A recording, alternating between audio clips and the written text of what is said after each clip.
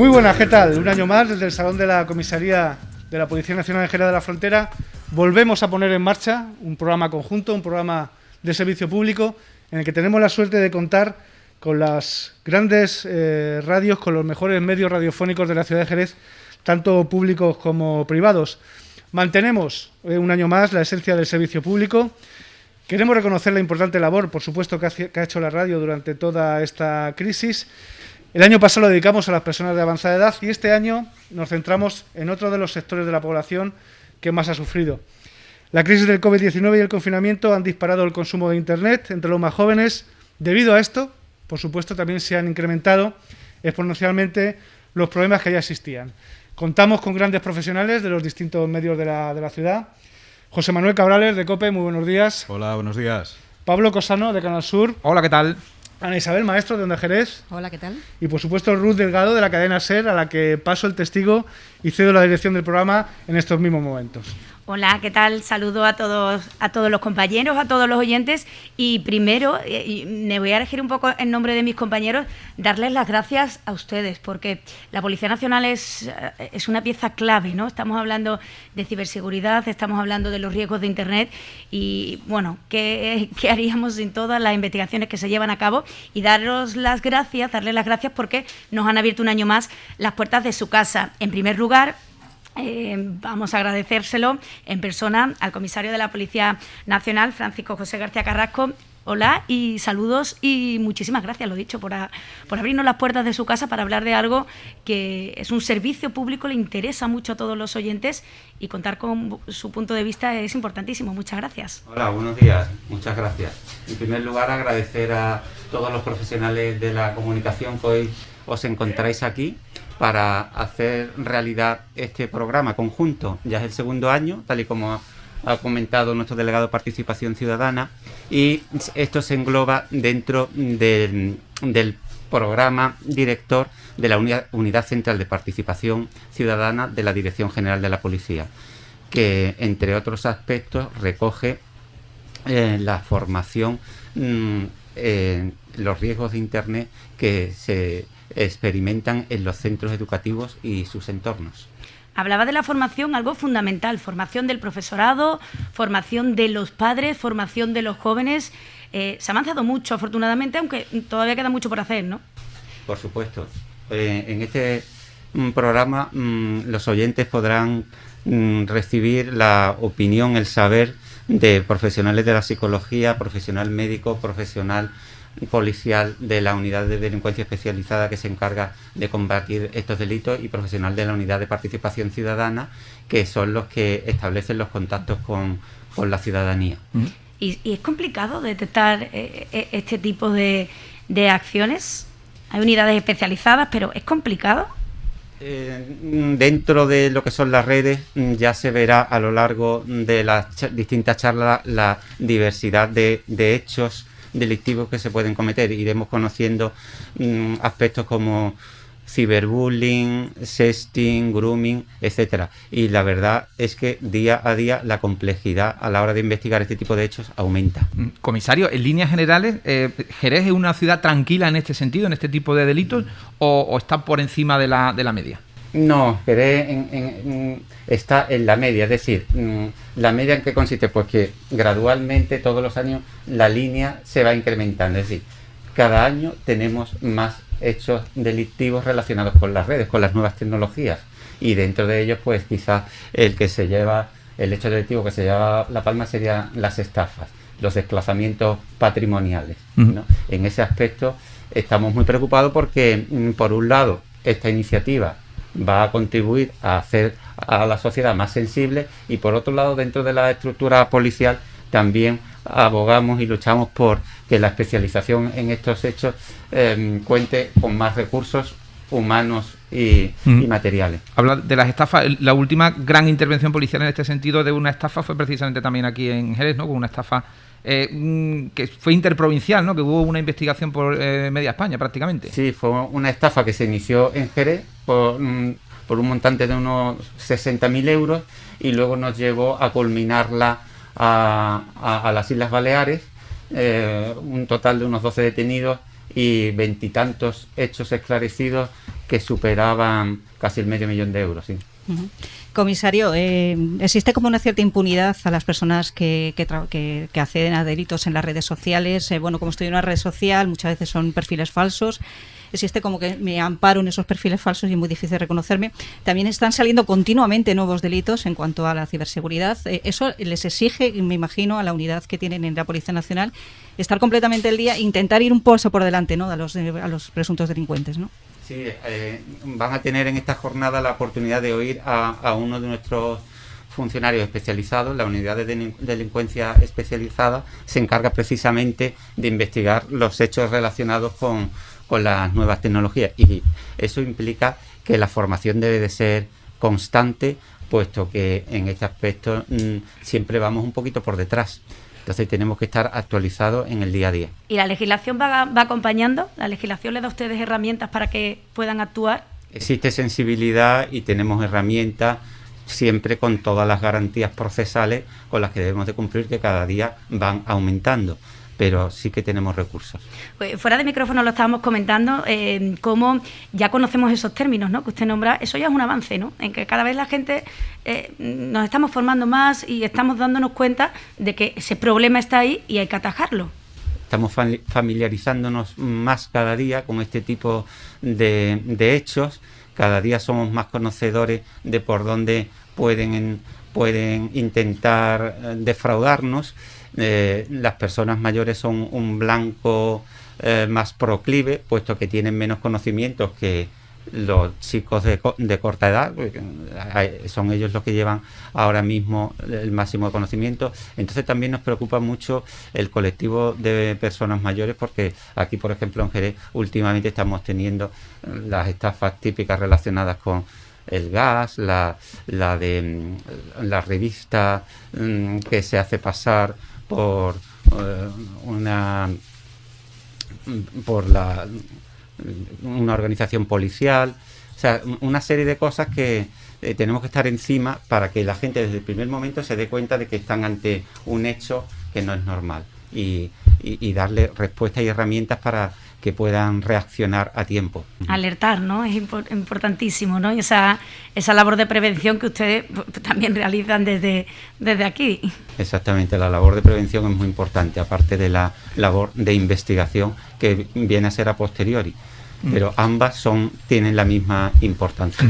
El asunto de los nombres que decía Ruth, que estamos cada vez más familiarizados con este tipo de términos, yo creo que también tiene mucho que ver con los usuarios y las víctimas, en este caso los jóvenes en su mayoría, que son también muy proclives a la creación de este tipo de lenguaje, ¿no? Efectivamente, los términos estos suelen ser anglosajones y de algún modo se implantan y son gráficamente, se podría decir que son como más entendibles, pero no dejan de aumentar día a día. Sí, es cierto, ¿verdad?, que compañeros, que cuando nos llega, a mí hace unos años me llegaba una nota de prensa del servicio de ustedes de la Policía Nacional con los nombres y tú decías, madre mía, ¿cómo hago yo para que el oyente se entere? Y ya prácticamente no hace falta. Había que traducirlo y explicarlo en cada noticia. Primero nos teníamos que enterar nosotros de lo que significaba el término y después intentar traducirlo. Claro. Yo, para terminar, comisario, quería darle las gracias porque en esta pandemia ustedes han estado al pie del cañón, siguen estando, todavía nos queda que luchar un poquito contra la pandemia, pero sí han sido ustedes uno de los colectivos que más han luchado por ello. Lo decía Adrián en la presentación, durante la pandemia el uso de Internet se ha desbordado. Los jóvenes, que es el tema que vamos a abordar hoy con más profundidad, pues también, y oye, saber que hay alguien detrás vigilando y dando consejos, ¿no?, que en esta ocasión también los consejos y esa prevención viene muy bien. Así que agradecerles mucho su trabajo y que nos han abierto las puertas de su casa.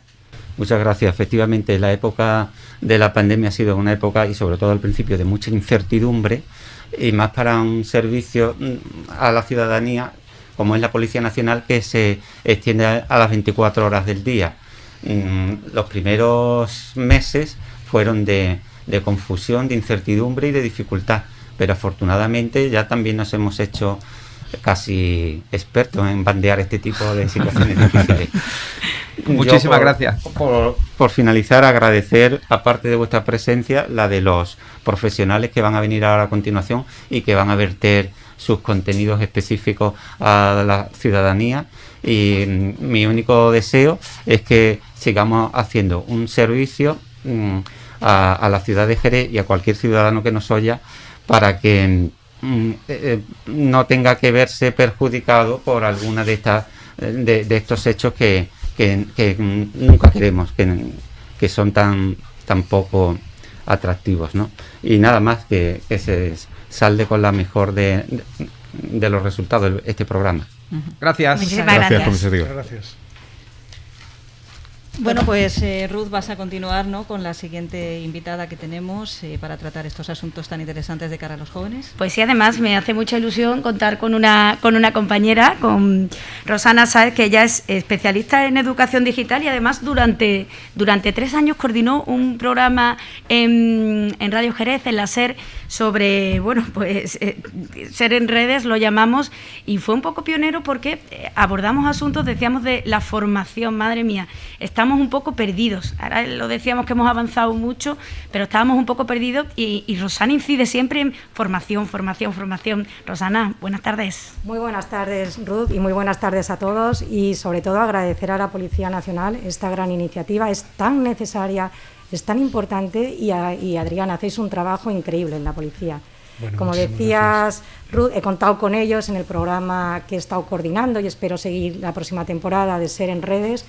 Pues precisamente la policía ha sido uno de los grandes invitados de ese programa. Yo creo que es tan importante lo que te decía, la labor, la responsabilidad que tenemos los periodistas de formar e informar en estos temas, porque es una prioridad absoluta.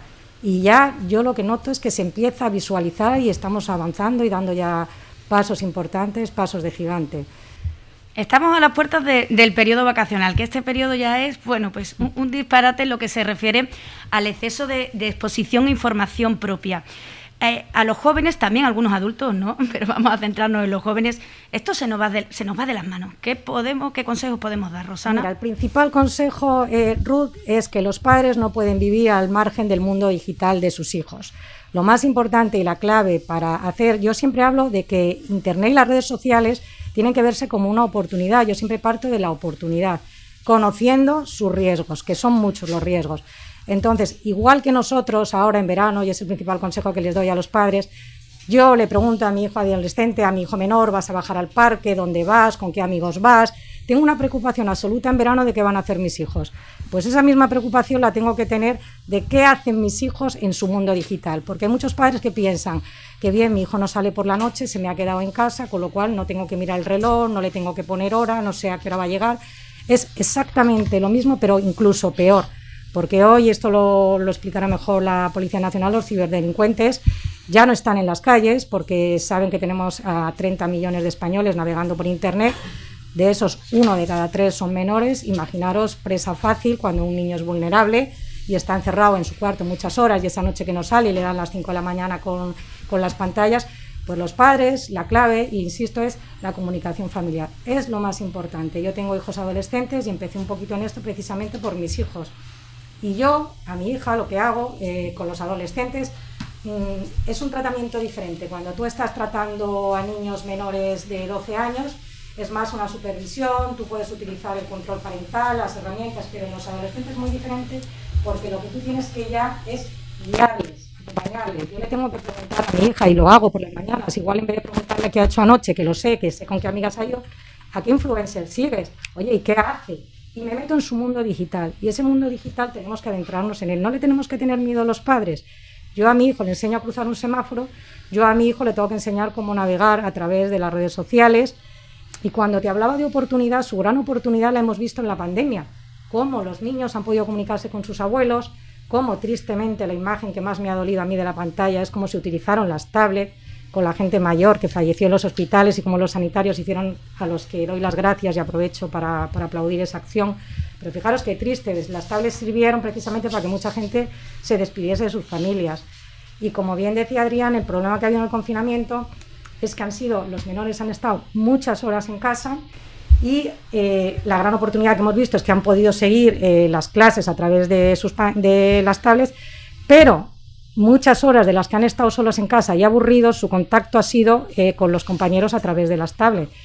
Y según los datos de la última encuesta de GAT3, pues esto se ha disparado un 76% el uso de las pantallas, imaginaros. Si estos padres no están formados, si este padre, yo todavía me sigo encontrando con padres que me dicen, bueno, no sé lo que hacen. No, por favor, tú tienes que saber qué influencia sigue tu hijo, tú tienes que saber los contactos que tiene tu hijo, tú tienes que saber quiénes son los amigos de tu hijo. Y no me quiero alargar mucho, pero yo, por ejemplo, cuando doy los talleres, que los enfoco en redes una oportunidad, no las conviertas en tu enemigo, porque parto de la idea que es una oportunidad, siempre les pregunto a los niños, bueno, esta tarde ¿con cuántos amigos habéis quedado?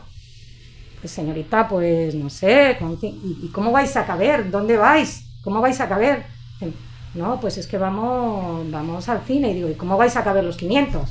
Se me quedan mirando y digo, sí, es que, a ver, empiezan a levantar la mano. ¿Cuántos contactos tenéis en vuestros perfiles de redes sociales? 500, 1000. Digo, con los 1000 quedas mañana. Nos hacemos un poquito la idea que los padres tenemos que saber perfectamente quiénes son esos amigos que están detrás de las redes sociales de sus hijos.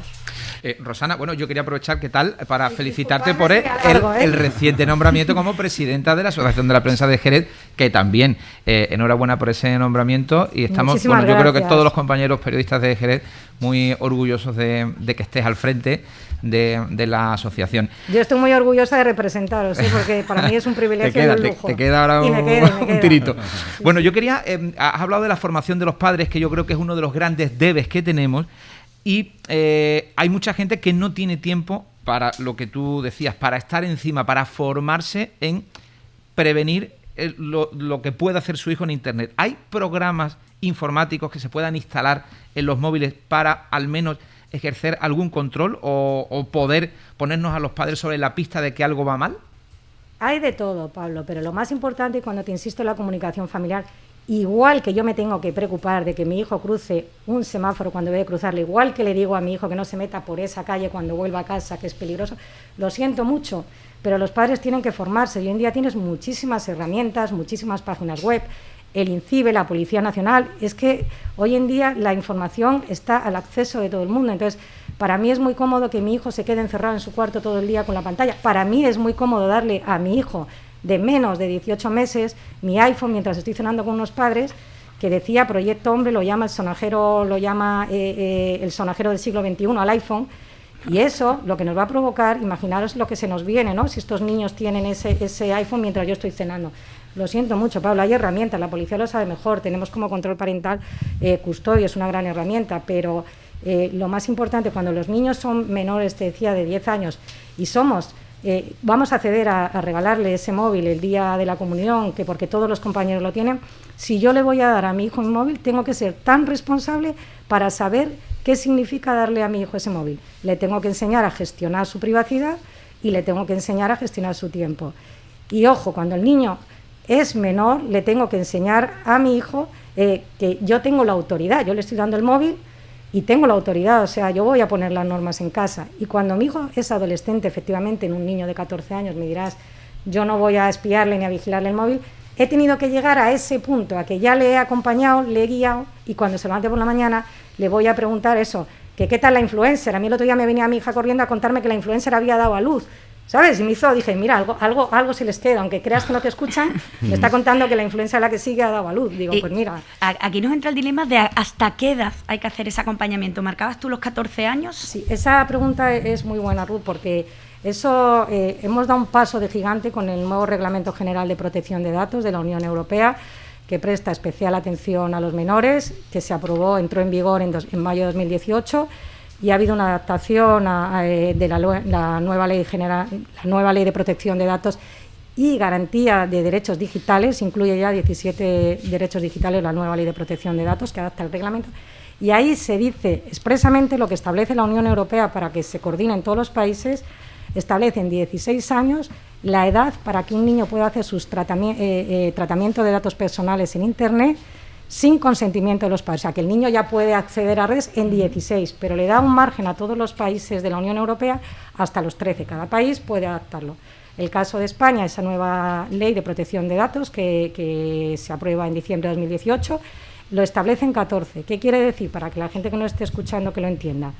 A partir de los 14 años, es cierto que mi hijo no necesita el consentimiento de sus padres para crearse un perfil de red social.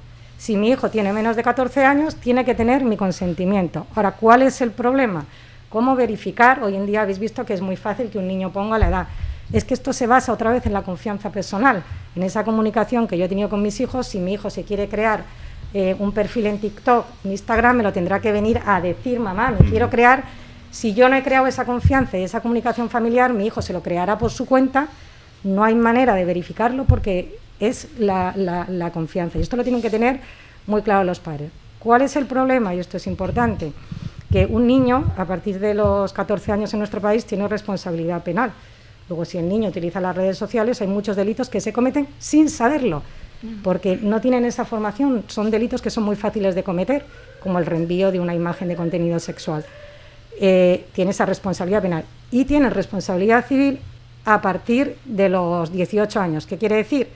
Que son los padres los que van a tener que hacer frente a las sanciones o al que le pongan a su hijo. Indemnizaciones, y muchos padres se pueden ver en un problema muy gordo. Por vulneraciones de derecho del honor, derecho de la imagen. Aquí en Jerez hemos tenido algún caso, yo conozco algunos casos de un colegio en el que se filtró de manera masiva, se compartió una foto delicada de una compañera, esa compañera denunció y pues, no recuerdo mismo el dato, pero 40 y tantos compañeros cometieron el delito de vulneración contra el derecho de la imagen de esa niña.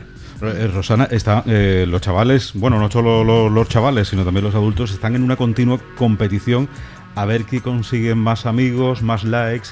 Eso también es... Me encantan las preguntas, porque es que vamos directos al grano. El problema que tenemos los padres, y somos los primeros que tenemos que hacer un ejercicio de responsabilidad, es que lo peor son los adultos y somos los que tenemos que dar ejemplo en casa.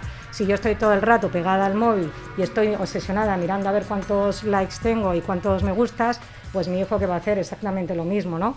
Entonces, el problema que tenemos es que hoy en día esta generación Z, estos nativos digitales, viven en una era que es la era de la inmediatez y además viven en la era de la dictadura del like. O sea, cuantos más likes tengo, más famoso soy.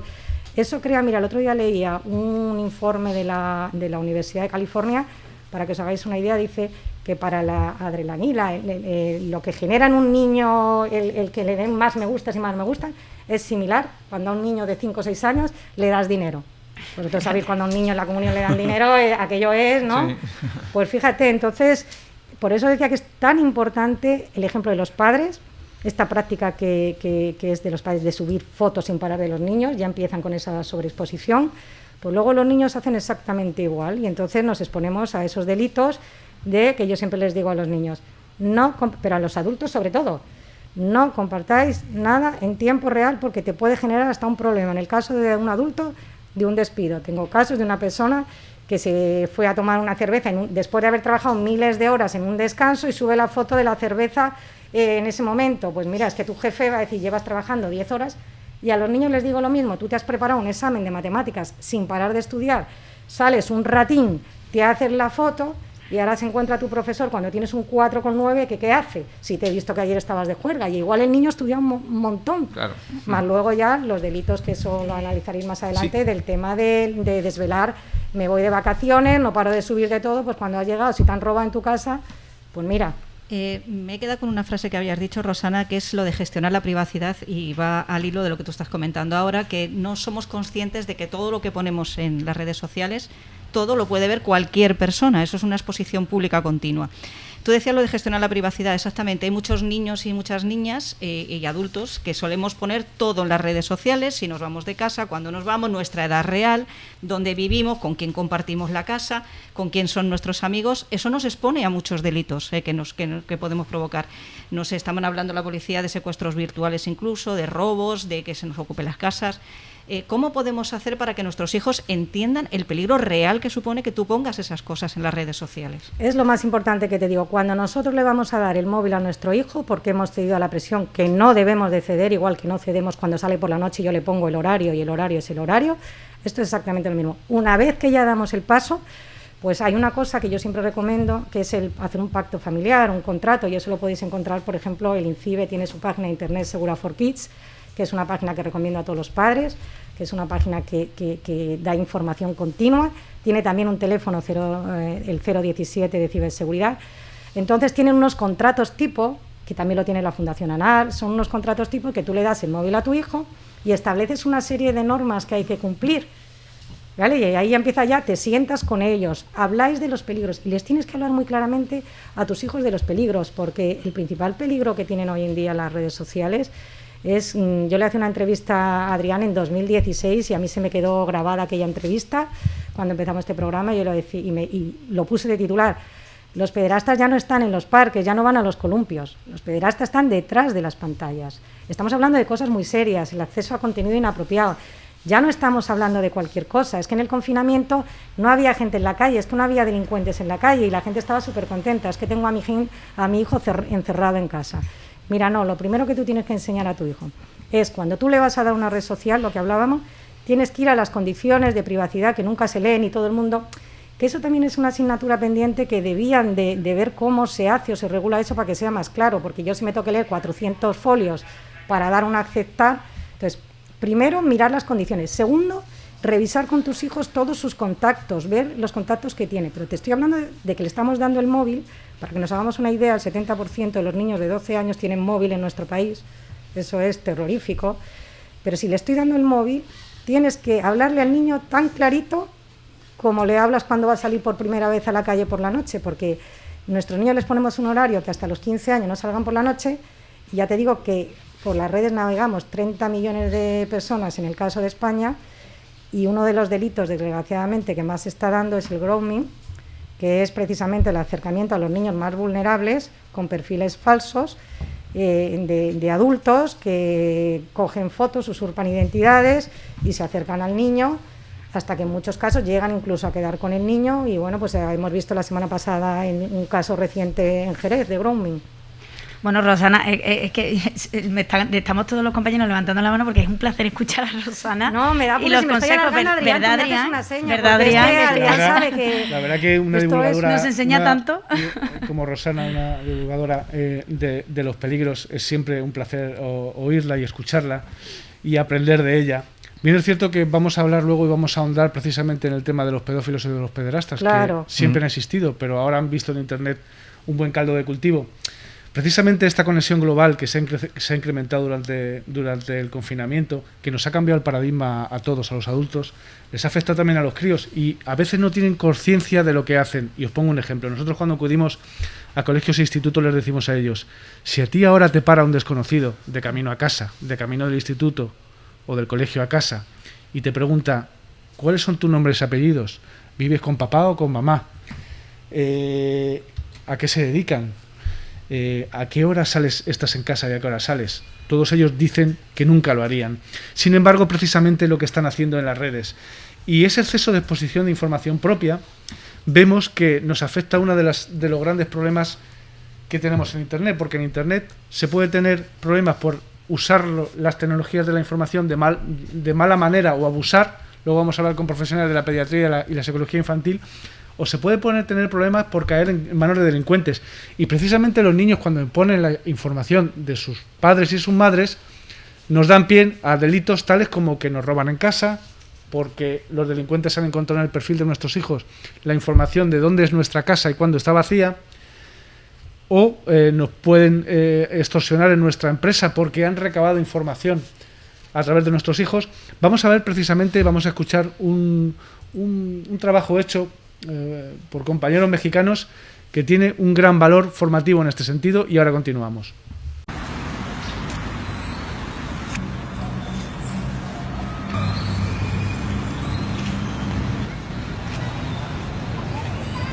Amiga, ¿te leo las cartas? No, gracias, tengo prisa. Entonces no quieres saber de tu suerte, Daniela.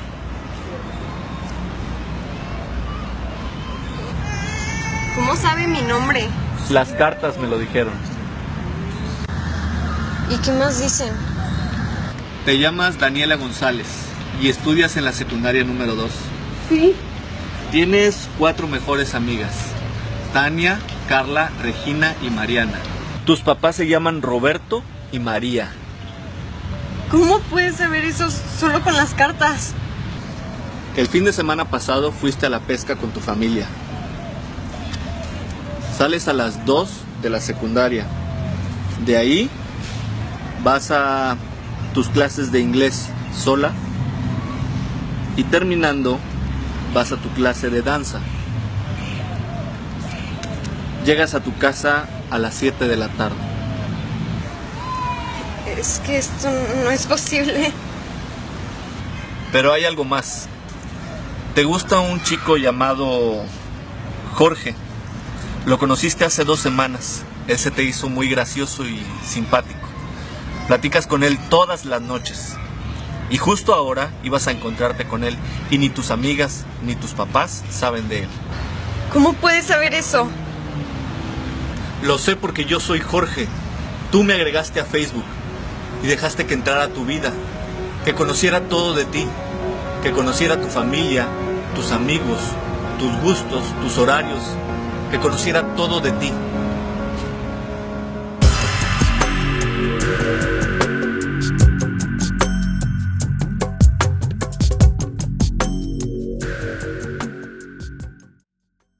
Y continuamos también hablando de un hecho que muchas veces nos pasa por exceso de información, que son los secuestros virtuales. Rosana, tú bien lo sabes.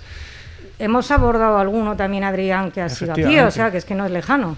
¿Cómo un padre que de repente le llaman y le dicen que tienen a su hijo o a su hija secuestrada, se lo describen perfectamente, le dicen a qué colegio va, incluso le dicen cómo ha salido hoy vestido de casa? Evidentemente hay que decir que siempre son delitos falsos, es irreal, no hay secuestros de menores en este país, pero ¿cómo pueden conseguir todo esto? Porque los niños, adolescentes o preadolescentes, han puesto su foto asociada a su nombre y apellidos. Fijaros ya, todos nuestros oyentes pueden discernir o deducir el peligro que es que se pueda asociar el nombre y apellidos y la imagen real a nuestros hijos o hijas, y además han dicho dónde trabaja papá o mamá y han dicho a qué colegio van. Con toda esa información, simplemente, por ponerte un ejemplo, si tu hijo dice dónde trabajas, cualquier delincuente de Argentina puede entrar en el Google Maps y ver perfectamente cómo es el edificio donde trabajas o cuál es el cajero más cercano. En ese sentido, creo que hay que recalcar a toda la sociedad que hablen con sus hijos, que respeten mucho la información suya personal, no la cuelguen, y mucho menos la de sus familias. Vamos a escuchar ahora un audio de un secuestro virtual real que está incluido dentro de la última campaña de Policía Nacional para prevenir este tipo de delitos.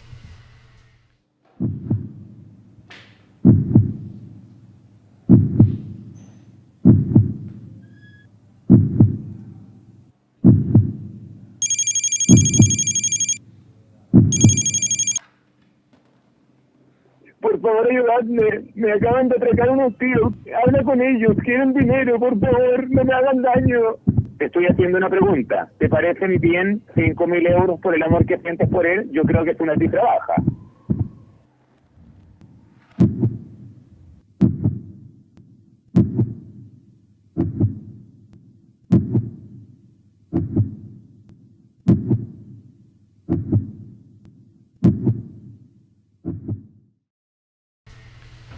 Y sin más, Rosana, te doy la última palabra en este campo, Se me ha olvidado una cosita muy importante que quiero decir también a los oyentes, que en ese avance de la legislación tenemos ya el derecho a la educación digital, que es uno de los 17 derechos que se recogió en la nueva Ley de Protección de Datos y que es obligación de las autoridades poner en marcha que ese derecho a la educación digital se incluya en el sistema educativo español. Y muchísimas gracias, ha sido un placer. Muchas gracias a ti, ha sido un verdadero placer contar contigo. Muchas gracias, Rosana. Pues hemos estado hablando con Rosana exactamente de los jóvenes, de esa sobreexposición que tenemos en las redes sociales, que lo contamos todo, que contamos dónde vivimos, dónde estamos. También nos estaba diciendo Rosana que hay que tener mucho cuidado y con los padres tenemos que ser especialmente cuidadosos con las páginas que visitan nuestros hijos, y es que en la red lo podemos encontrar todo, lo bueno y lo malo. Y desgraciadamente, en cuanto a lo malo, hay páginas que se dedican a vendernos unos estereotipos, a vendernos unos cánones de belleza que no son reales, a contarnos cómo, bueno, pues si tú crees que estás gorda o tú te crees que estás demasiado delgada, cómo puedes estar más gorda o más delgada, o cómo puedes alcanzar ese ideal de belleza, y también, bueno, pues incluso a autolesionarse, como llegan algunos chavales. Para hablar de todo esto tenemos con nosotros a Carolina Medina, que es una psicóloga especialista en infancia y juventud en el Gabinete Psicovid. Buenos días.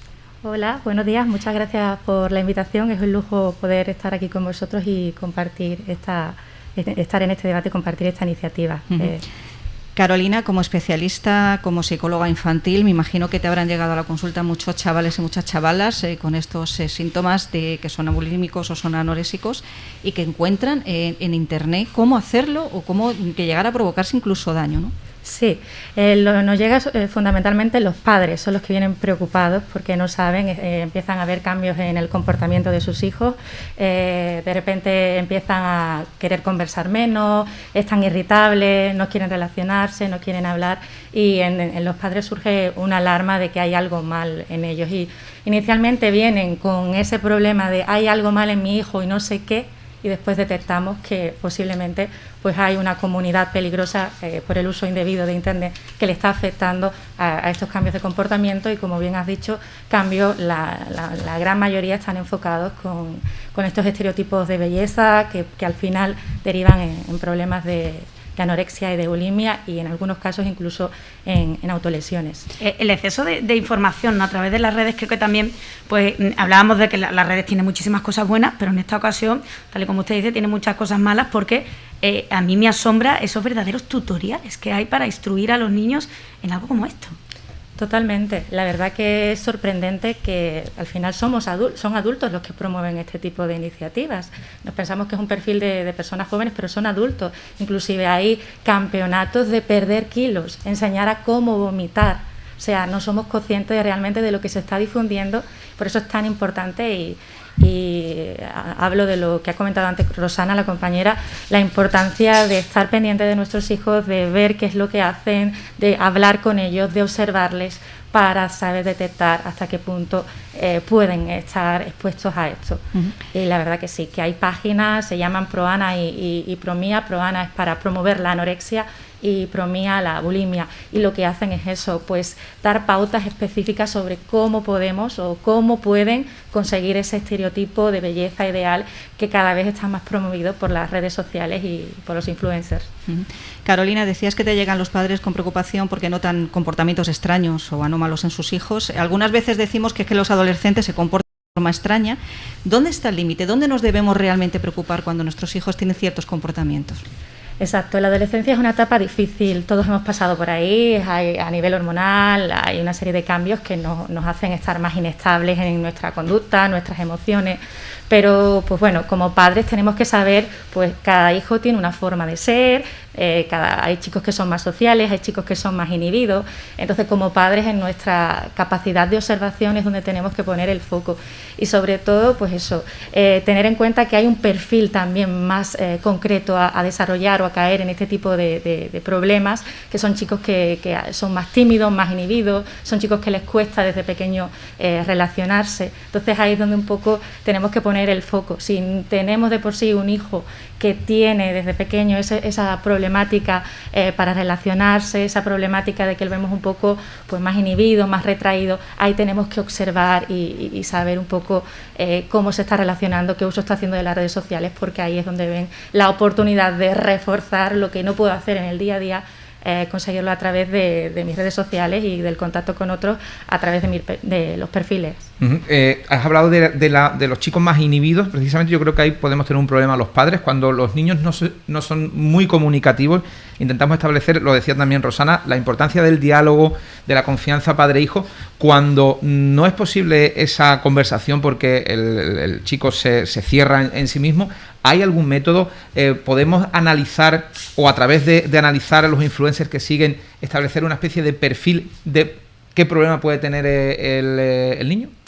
A ver, método como tal no hay. Es cierto que los niños cuando ven que, en los adolescentes mayormente, cuando ven que los padres preguntan, están como, se sienten que se están haciendo una intromisión en su privacidad, se bloquean, se cierran y no cuentan. Entonces, en ese tipo de casos, si tenemos un primo, hermano mayor, es preferible que sea el hermano, si esa comunicación está cerrada, que sea ese familiar el que intente indagar, ver un poco hasta qué punto está haciendo ese uso de las redes sociales y hasta qué punto sigue a ese influencer y es positivo para ello. Pero sí apoyarnos en los grupos de iguales, que es donde ellos sí se sienten un poco más abiertos a comunicarse y a expresarse, y que eso sea lo que sería bueno, o tiene su riesgo también, por casos que he oído de padres que han intentado ese acercamiento, no han podido y han creado perfiles falsos ellos mismos perfiles de niños para intentar hacerse el igual y meterse en los círculos de Internet de sus hijos.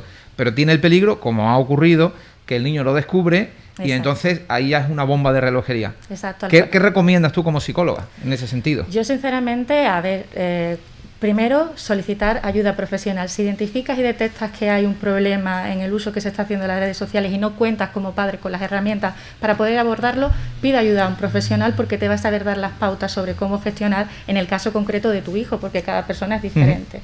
Y una vez que el profesional puede identificar, y ya te dará las pautas. Pero si esto no ocurre, yo no aconsejo que te hagas un perfil falso, porque al final rompes la comunicación, rompes la confianza con el niño, y de eso se trata. Esa es la solución: crear enlaces, crear puentes de comunicación con tu hijo en una etapa en la que es muy difícil. Es difícil, pero como decía Rosana, tenemos la información a nuestra disposición, y como padres tenemos que esforzarnos por tener este tipo de información, de contenidos, y también educarnos nosotros en estos nuevos retos que se nos presentan. Carolina, estamos hablando de redes, estamos hablando de programas y de que fomentan de alguna manera la anorexia, por ejemplo, la bulimia, pero también yo creo que te habrán llegado a la consulta personas, niños, chavales que se autolesionan e incluso que tienen tendencias suicidas fomentadas a través de las redes. Exacto. Estas comunidades también las vemos en redes que no son explícitamente a autolesionarse o a suicidarse, pero sí dan información y promueven que este tipo de actos están bien, son positivos y son soluciones para problemas. O sea, cuando uno tiene un problema se puede lesionar para combatir su frustración o para eliminar esa rabia o ese malestar. O incluso pues el tema del suicidio. La mejor solución o la mejor respuesta cuando tienes un problema que ya sea inamovible es suicidarte. Nos han llegado casos de chicos con esta problemática, y la verdad que es todo un problema del mensaje que se les está lanzando, que va calando cada vez más hondo y que el niño al final convierte en una creencia propia y normaliza. Y que los padres no somos conscientes de que se está normalizando este mensaje de que morir o lesionarse no es nada grave, porque es la solución. Tenemos que enseñar a los niños eso, a que hay otras soluciones. Yo creo que muchas veces los padres pensamos, todos aquí en la mesa somos padres, de que eso le pasa a otros niños porque tendrán algún problema psicológico que ya les incita a autolesionarse o les incita a ser propensos al suicidio. Como psicóloga nos puedes negar que eso es así, ¿no? Que cualquier chaval o chavala chaval a día de hoy, igual que cualquier persona de las que estamos aquí, estamos en riesgo en cualquier momento de nuestra vida de padecer un problema de salud mental, porque es algo que nos atañe a todos y que tiene que ver con nuestro día a día. Igual ocurre con cualquier problemática relacionada con la psicología infantil, infanto-juvenil. Cualquier niño que esté sobreexpuesto a contenidos, a información peligrosa en las redes de manera continua, puede desarrollar una patología en el futuro, sin distinción de que tenga una predisposición genética o haya una predisposición específica de carácter, por el contexto. Exacto. Hablábamos antes de ese exceso de información y de que, a partir de qué edad los niños pueden tener sus redes sociales, pero cada vez es más común que los niños que no tienen redes sociales propias accedan a los de las padres. Vosotros, y tú como profesional, ¿has notado que cada vez son a edades más tempranas a las que se detectan tipos de estos casos tan tremendos como los que estás hablando? Sí, cada vez nos encontramos niños con 7, 8 años que vienen a consulta, que utilizan, porque es lo que comentábamos, el niño no come, el niño está nervioso, le pongo el móvil un rato y me deja tranquilo y me despreocupo por un rato. Entonces, cuando le dejamos el móvil no somos conscientes de que estamos creando un hábito, estamos creando una conducta que el niño hace propia y normaliza, que es un poco el problema. Hemos normalizado el uso de Internet, que es un bien común y que puede hacer muchas cosas positivas por la sociedad, pero no cómo usarlo, eso no lo hemos normalizado. Hemos normalizado todas las pautas, que todo es posible. Y sí es cierto que cada vez vienen niños antes a consulta porque los padres no ponen restricciones, no educan a los hijos sobre cómo tienen que usar esas redes. No es malo utilizar Internet, no es malo tener un dispositivo móvil, no es malo estar conectado a Internet. Lo que hay que enseñar es cómo hacerlo para no desarrollar un problema en el futuro, porque a lo mejor el problema el niño no lo desarrolla ahora, pero lo puede desarrollar cuando sea adulto, porque ha estado expuesto a esta información, a estos contenidos sin censura.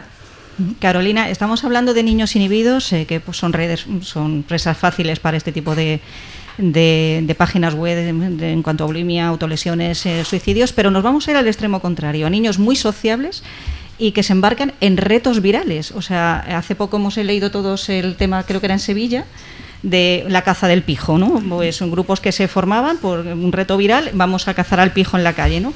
Me imagino que también tú verás ese tipo de casos, ¿no? Sí, y en este caso también te comento que hay una falta de autoestima en este tipo de chicos, en este tipo de perfiles, porque pensamos que el perfil del que es más social o exterioriza esto con los demás, pensamos que es un chico seguro, que tiene habilidades sociales, y no, justamente se refugia en eso para adquirir esa seguridad, para hacerse sentir respecto al grupo de iguales mejor, y entonces busca justo ese tipo de actividades y de iniciativas para pues el reforzar esa conducta.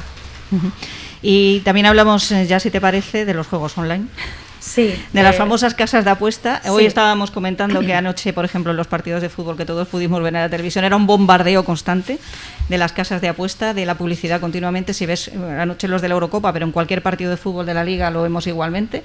Incluso en horario infantil estamos viendo continuamente. ¿Eso cómo nos afecta a nivel psicológico, lo que nos estén bombardeando continuamente con ese tipo de publicidad? Pues al final neuromarketing, está todo basado en lo mismo, en te expongo a una información, te expongo a unos contenidos, te expongo a una imagen, que si lo hago reiteradamente, tu cerebro va a acudir a esa información porque se crea un hábito, se crea una pauta y vamos a ella. Y eso es la forma en la que se generan también las adicciones. Entonces, a día de hoy es uno de los problemas más difíciles que nos encontramos en consulta. Cada vez vienen los chicos, son más jóvenes los que han empezado con problemas de adicción al juego. Sí es cierto que la problemática de la adicción al juego en casas de apuestas tiene una magnitud mayor porque cada vez pues eso, utilizan tarjetas de padre, dinero que no tienen y los padres no son conocedores y al final la magnitud del problema se hace mayor. Pero también quería poner énfasis en el juego en línea también de los videojuegos. O sea, hay videojuegos que también, y viendo ahora las imágenes, promueven la violencia, promueven el tener conductas disruptivas y no somos expuestos, no somos conocedores porque lo vemos como algo lúdico, algo de ocio, el niño está entretenido, pero realmente ¿en qué está entretenido el niño? En aprender que, y cada vez pues eso, el uso de los videojuegos y el uso de las casas de apuestas se está convirtiendo en un problema muy creciente en consulta y de difícil abordaje, porque ya son adicciones en menores, entonces el abordaje es mucho más complicado. Carolina, a la hora de pedir ayuda, es muy complicado para los padres, para los hijos, el que acudan, porque hay que acudir en familia. Sí, la verdad que yo siempre que viene a consulta, lo primero, yo y el equipo de profesionales que trabajamos, siempre lo primero que hacemos es felicitar a la persona por pedir ayuda.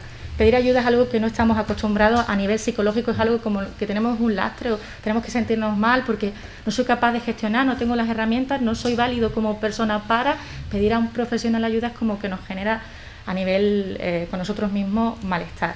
Entonces nosotros lo primero que hacemos es a las personas que vienen a consulta a premiarles por dar ese paso, porque ya están en paso a buscar una solución al problema y es lo fundamental. Sí es cierto que con los hijos, que inicialmente vienen los padres y hacemos un recorrido sobre cómo, si vemos a un chico que el tema de ir al psicólogo, el de pedir ayuda está muy reacio, intentamos trabajar a través de la psicoeducación pautas para que vaya un poco acercando al hecho de que tenga que venir a consulta, de que hay un problema, identificar cuál es el problema, cómo está perturbando y alejándolo de su bienestar, y a través de ahí lo vamos acercando para que vengan juntos a consulta. Pero sí, por sí los niños como tal no piden ayuda, les cuesta. Por eso es importante que los padres sepan identificar estos cambios en el comportamiento, por esa irritabilidad, ese aislamiento, ese ya no me disfruto con las mismas cosas que antes, que sean un poco más anormales de la propia adolescencia, porque ya sabemos que en la adolescencia pues nos vamos a encontrar a veces este tipo de comportamientos, pero cuando lo vemos de una manera drástica, sí poner un poco de atención de qué es lo que puede estar perturbando ese comportamiento en ese momento. Pues muchas gracias, Carolina. Vamos a cambiar, si os parece, el tema. Despedimos a Carolina, gracias por atendernos, y además nos ha dado el pie para nuestro siguiente tema, que es las adicciones a Internet. Vamos a hablar con un especialista, un pediatra, pero yo, compañeros, cada vez tengo más claro que la pelota está en el tejado de los padres en cuanto a la seguridad de nuestros hijos en Internet. La psicóloga lo acaba de decir, también Rosana, la divulgadora. Los padres tenemos la responsabilidad de buscar las herramientas para proteger a nuestros hijos. Pero tú también lo decías, ¿no, Pablo? Los padres, desafortunadamente, no tenemos muchas veces el tiempo que esto requiere, porque es muy complicado. Pero escuchando a los especialistas, esto está clarísimo. Quien no se ponga las pilas puede dar por perdido a su hijo. Lo de tienes que aprender, igual que tú les enseñas a cruzar una calle o un semáforo, no te pones a cruzar un semáforo en rojo, tenemos que sacar el tiempo de donde sea para es que está ahí, tenemos los problemas ahora. Bueno, pues la psicóloga nos decía que todo este tipo de uso de Internet, todo ese abuso, pues nos lleva de manera irremisible a las adicciones, a la adicción a Internet. Y para hablarnos de ellas tenemos a Vicente Barea, que es médico adjunto de urgencias pediátricas del Servicio Andaluz de Salud. Vicente, ¿qué tal? Hola, buenos días. Bueno, pues esto de las adicciones a Internet, por desgracia, cada vez es más común entre los chicos menores de edad, ¿no?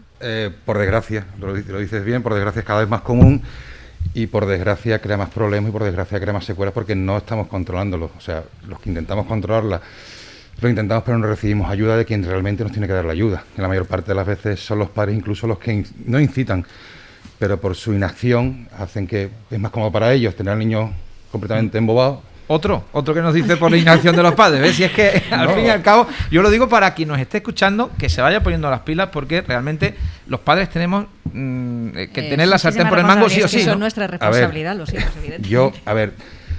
Todo esto se engloba en el tema de vamos a llamarlo de una manera, maltrato, y quieras llamarlo de una forma o de otra, sean extraños, sean los padres, al fin y al cabo no deja de ser una forma de maltrato, la negligencia. No deja de ser una inacción, una negligencia, tanto por emocional como por sociocultural. Es decir, si tú eres un niño con 7 años y ves que tu padre está todo el día colgado a la PlayStation, perdón por decir marca, a la Play, o estás todo el día colgado con el móvil, evidentemente el niño va a hacer lo que ve del padre. Yo antes comentaba con Carolina que por desgracia en nuestro mundo de hoy en día, los papás, lo que yo percibo, yo trabajo en urgencias pediátricas y lo que yo veo es la parte más escabrosa de todo este asunto, ¿no? La parte final, la parte que nos llega, ya es una parte muy pasada de vueltas, ¿no? Y en este caso yo percibo que los padres lo que quieren es que el niño se lo eduquen en el colegio, se lo críen los abuelos y lo curemos los médicos, y el resto ya ellos a vivir un poquito. Entonces se van en responsabilidades pensando que el niño se va a criar solo, y no, yo creo que se equivocan mucho. Y claro, hay gran parte de la culpa, no solo la tienen los padres, sino también la tenemos la sociedad que permite eso también. Que se normaliza, ¿no? Ya lo hemos normalizado. Claro, tú llegas a un bar, llegas a una terraza, llegas incluso a la playa. A mí el otro día me llamaba mucho la atención, que yo decía, pero ¿cómo le da a un niño, sería un niño de 3 años, no tendría más, debajo de la sombrilla el niño con el móvil? Y yo decía, pero es que la madre está tan tranquila, hablando, la madre y el padre están tan tranquilos, y hemos normalizado. A nadie le llamaba la atención, y yo en el grupo en el que estamos digo, ¿pero habéis visto eso? Con la cantidad de agujeros que hay por hacer en una playa, fíjate, ¿verdad? Castillitos de arena. Madre mía, en fin. Yo pongo el ejemplo, perdonadme, cuando estoy en urgencias y tengo a los niños en observación, por lo que sea, por un catarro, tenemos que tener en observación, el padre le casca, lo primero que hace es cascar el móvil al niño, claro, para tener el niño tranquilo. Digo, pero habrá cosas para hacer con el niño. Eso sí, el padre, mientras que está con el niño con el móvil, la mayoría están con su móvil, con el otro móvil o con lo que sea, haciendo. Entonces, lo primero que le digo al padre, no me meto en el tema psicológico, sino directamente, ¿usted sabe que le está fastidiando usted la vista al niño? Entonces ya el padre como que eso le llega más al...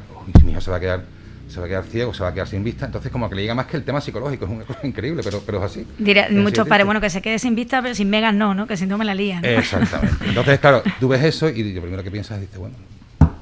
A nivel policial, y lo hemos hablado con el doctor Barea, en una ciudad como la nuestra, de 220.000 habitantes, es raro la semana que no tiene que acudir un coche patrulla a un domicilio donde un adolescente o preadolescente ha vuelto su conducta tan violenta porque papá o mamá le han dicho hasta aquí hemos llegado y la corto internet, que está agrediendo, destrozando los muebles y las puertas de su casa, incluso agrediendo a sus propios progenitores. El doctor Barea lo ha visto porque trata también a los chicos agresores. Es decir, no podemos dimitir de controlar los contenidos y los tiempos, porque cuando un chico solo encuentra tranquilidad y un refuerzo positivo al cabo del día conectándose a internet, cuando solo encuentra esa tranquilidad y ese sosiego conectándose a internet, se nos crea la adicción.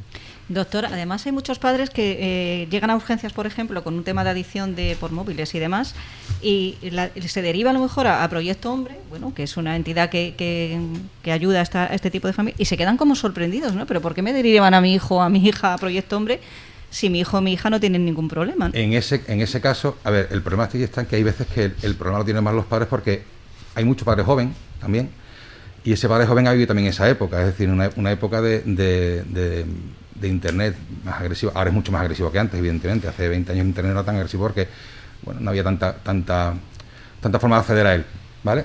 Pero sí es cierto que hay padres que no lo entienden, lo que dices, que no lo entienden. Dice, bueno, ¿qué me estás diciendo? Que tiene que ir al psiquiatra, mi hijo no está loco. No, perdón usted.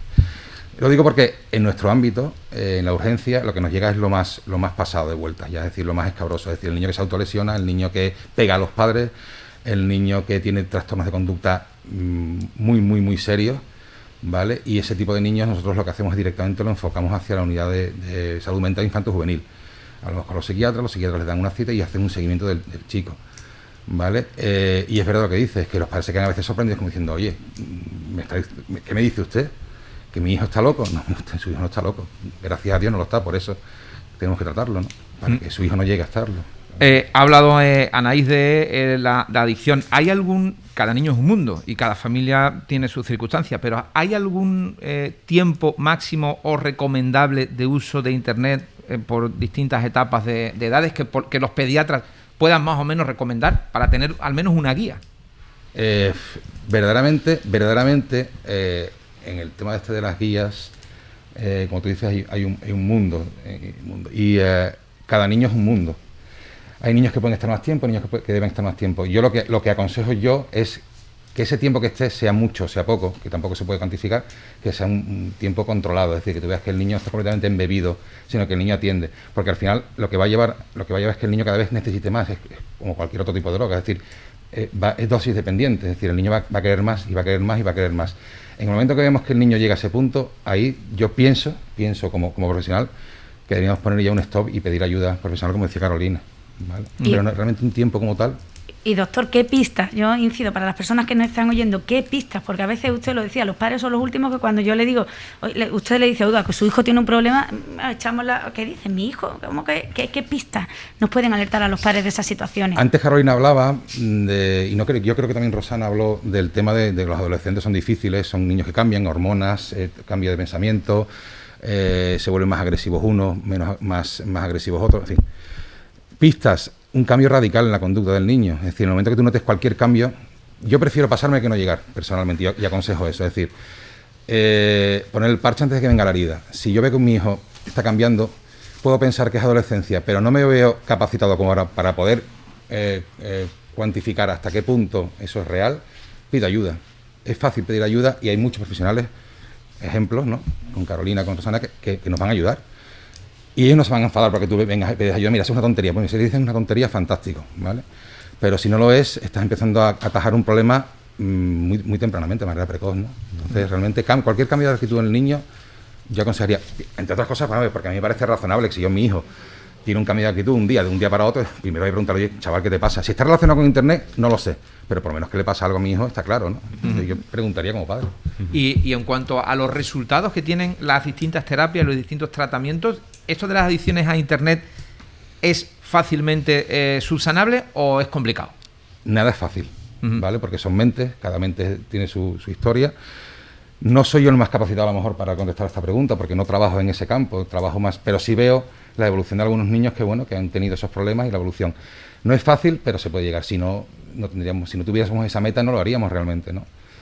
Pero sí es verdad que la esperanza que da, que haya profesionales también formados, también preparados, y asociaciones y sitios, lugares locales donde se preste ayuda a estos tipos de personas, este tipo de chavales, nos deja, quieras que no, un halo de esperanza de que se puede curar, se puede tratar y se puede mejorar esta historia, ¿no?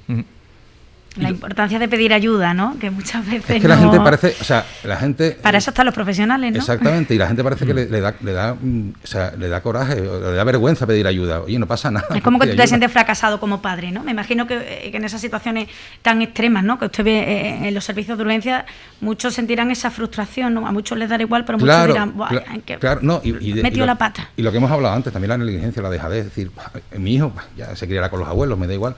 Yo sigo con mi móvil igual que tiene mi hijo el móvil. Pero niños de 2 años, 3 años con móviles viendo dibujitos. Dices tú, es que... Teniendo, nosotros en los servicios de urgencia nuestros, hay zonas donde tenemos televisiones para que los niños vean televisor, programas adecuados que nosotros queremos que vean, ¿no? Entonces, bueno, que le pongan el móvil aquí delante de la cara para que el niño, aparte de reventarse la vista y demás, esté constantemente enganchado, no tiene mucho sentido. Habla de esa precaución, lo ha repetido en un par de ocasiones. ¿Cuál es la distancia a la que hay que tener una pantalla de este tipo, un teléfono móvil o una tableta? Niños, sí. Cuanto más lejos, mejor. Pero no por la distancia solo de la vista, sino que el niño no debe tener un móvil, nunca debe tener. Yo soy partidario de que no debe tener un móvil un niño. Eso del regalito... O sea, cuanto más lejos, en el cajón. Efectivamente. Vale. O en la tienda. Y según qué tipo de aplicaciones, ¿no? O juegos, ¿no? Dentro de ese móvil también. A ver, aparte de los ojos de los niños, y vuelvo a repetir, no es mi campo, eso son los neuropediatras y demás, aparte de los juegos de los ojos, evidentemente los móviles emiten un haz de luz, emiten unos colores, emiten unos chispazos, unos flashes, que eso no creo que sea demasiado bueno para un niño que esté en plena formación de su cerebro, ¿no?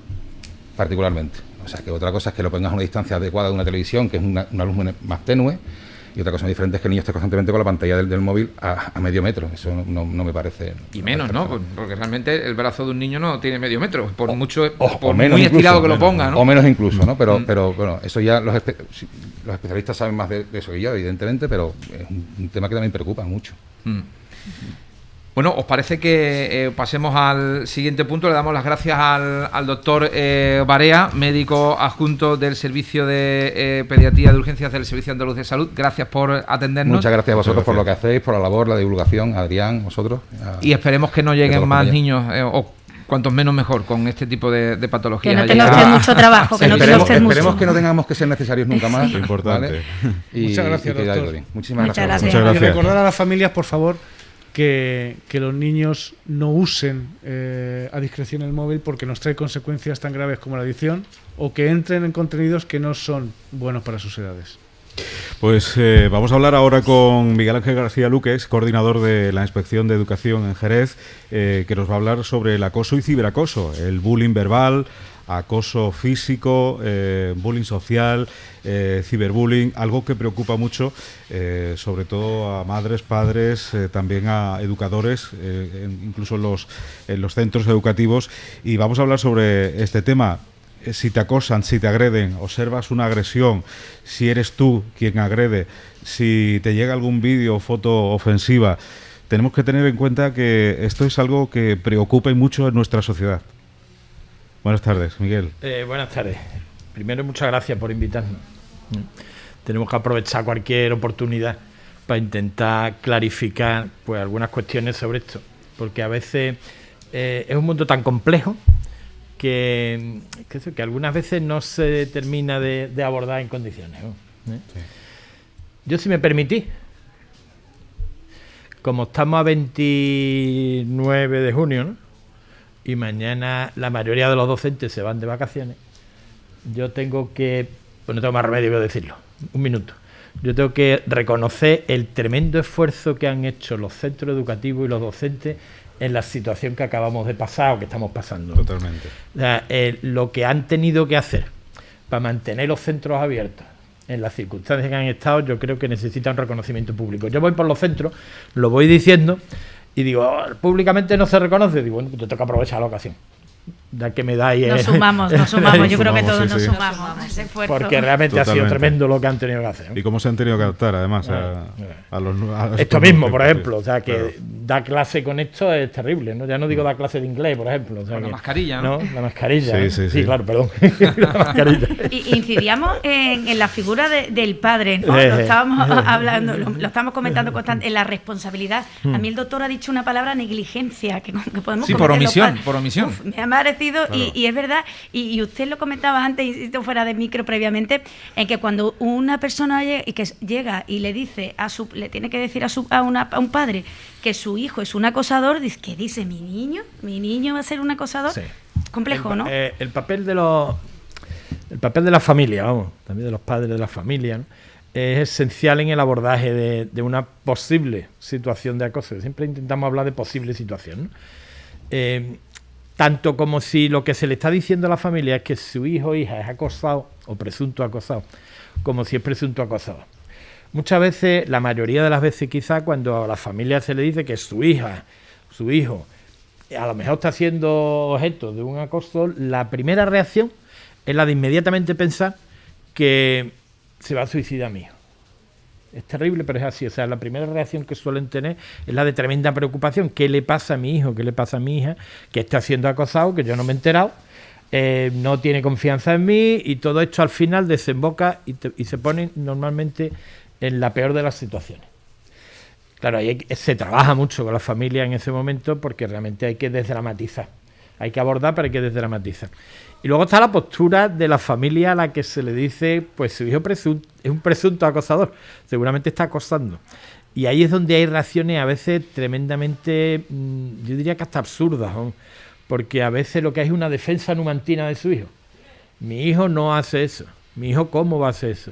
Y entonces se pone en contra totalmente de cualquier proceso que se le esté intentando a la familia que siga, ¿no? Porque lo primero que hay que hacer es aceptar que, bueno, el hecho de que tu hijo pueda estar siendo un acosador, primero, no es un acosador, porque a veces ponemos adjetivos que descalifican.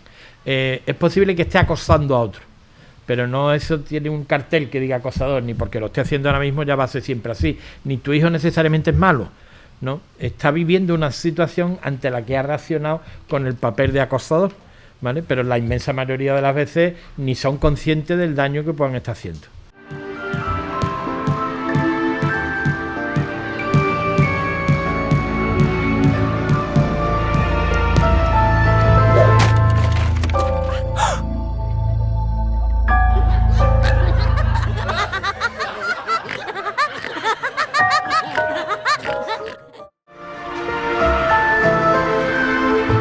Si te acosan, pide ayuda a tus amigos, a tus profesores o a tus padres.